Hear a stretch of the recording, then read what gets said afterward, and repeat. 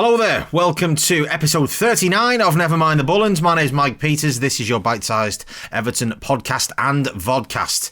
I thought I'd have to give myself a little bit of time to calm down after the excitement of the Man United game, hence the reason this is coming to you a day later. But nonetheless, good things come to those who wait. A point at United is always a good thing, isn't it, to be fair? And I think it's definitely a point we deserved. I don't think United were better than us. They took their chances, a couple moments of brilliance, but nonetheless, particularly from Bruno Fernandes, who was a quality player. There's not many players that can do what he did for that second goal. But over the balance of the game, I think we matched them for the most part, and it was only through our own shortcomings and not executing the game plan that had clearly been set out for us, but put us in the position that we were in to begin with. This is the thing. We started the game well, and the first 15 minutes we were really matching them. We were pressing, we were hitting counter-attacks, we were putting them over, turning them round, and then we just kind of stopped.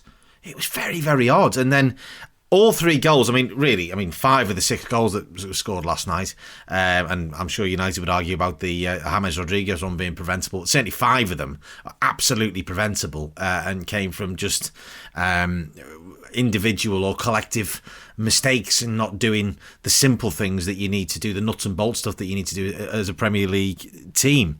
The first goal, we gave eons to Marcus Rashford to put that ball in for Edinson Cavani. Michael Keane gets caught under the ball. Mason Holgate hasn't switched on and caught up. So it's a catalogue of errors. That said, Edinson Cavani's movement is world class. He is a world class player, and not every striker in the Premier League is going to punish you in that way. But nonetheless, he will, because he's that good. And it was a classic kind of centre forwards goal. The second one, again, we just nobody comes out to challenge.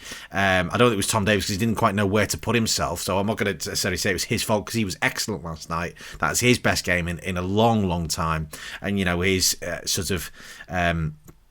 progressive and sort of dynamism got us back into the game with that pass for the first goal that Dominic Calvert-Lewin then latched onto and toe poked it into, and then allowed Abdoulaye Doucouré to get us back on the board, which is what we needed. I've talked many times on this podcast about us starting halves of football quickly, and that was in evidence that we didn't last week against Newcastle, and it changed the momentum of the game. We didn't on Wednesday. We conceded a really sloppy goal against Leeds. Some absolutely alehouse defending, really. It was under 9 stuff, that. But we did it. But we did the opposite last night. We actually started the second half really well after being 2-0 down and having a big chance at the end of the first half, although there was a question mark as to whether Dominic Calvert-Lewin was offside, but he missed it, and you're thinking, oh, here we go again. That was a huge turning point in the game, but we didn't let it put us down when we came out of the traps, absolutely flying out the traps at the start of the second half, and much to my astonishment, we're level within 7 minutes of the second half starting. It's absolutely fantastic. Abdoulaye Doucouré, I think, really picked up the mantle last night, and has done for the last couple of weeks in terms of he is the leader in midfield, and he's really adding a lot of running. He's covering as well. He's going out to cover Luke Shaw last night, and I thought the tactics were interesting there. I thought it's a bit of a shame that we haven't got a real, Mason Holgate down that right flank. He's not Seamus Coleman. But obviously it was trying to negate the threat that Luke Shaw poses. But Abdoulaye Doucouré was getting himself out there to sort of double up on him and stop that. But nonetheless, he was absolutely everywhere. But he was ably assisted, as is mentioned, by Tom Davies, but also by Andre Gomez as well. I felt he picked up where he left off against Leeds on Wednesday. He was much more dynamic around the park. His passing was quick. It was always into feet. It was good use of the ball. It was simple. And I'm just thinking, great, this is the Andre Gomez we know. I've talked about him numerous times, just a born of frustration with him, because we know how good he is, and he's now starting to show that again. The last few games he's been much better, and that is almost like a new signing, particularly with Alan. We have missed Alan, there's no doubt about that, but actually when we come back, we're actually going to be a midfield unit that's even better, because all three cogs of that are now really working in sync. Alan will come back in and slot in like I'm sure we'll just hit these straps like he has done all season. But Abdoulaye Doucouré stepped up and added another element to his game. And now with Andre Gomez as well. You may be able to hear the cat in the background. Yes, Ted's here. But he really, really played terrifically well last night, and that's what we need to see more of. But again, when we switched off in the first half, we weren't putting balls over the top. Even Gary Neville was getting exasperated in commentary as a United fan. So for us to react the way that we did, to get ourselves back in the game, but then to concede such a poor third goal. Oh, I mean, Robin Olsen makes a dreadful Rick there. I don't quite know what happened. He almost sort of went down in slow motion and thought that, actually, because you can actually see the cat's tail now. There you go. Matching my black sweatshirt beautifully. But he sort of went down almost in slow motion. You know, it was an odd one, and he was clearly frustrated with it, but it went through his hands. Really soft goal. Should have saved it, but goalkeepers make mistakes, and you know, Jordan Pickford's made a few absolute ricks over the last couple of years, so we're going to have to just give Robin Olsen that one. But nonetheless, you know, I did think we were good value for the point, but when we get to the 95th minute, you're thinking, no, this isn't quite going to happen, is it? But you know, again, another defensive mistake from Manchester United. Ball in from Luka Dean after Akhtel Twanzebe coming on, and an attempt to waste time, and he gives away the free kick that leads to the goal. Dominic Calvert-Lewin has that big chance at the end of the first half. Obviously doesn't take it in the same way they didn't take that crucial chance on Wednesday against Leeds, but was in the right place at the right time.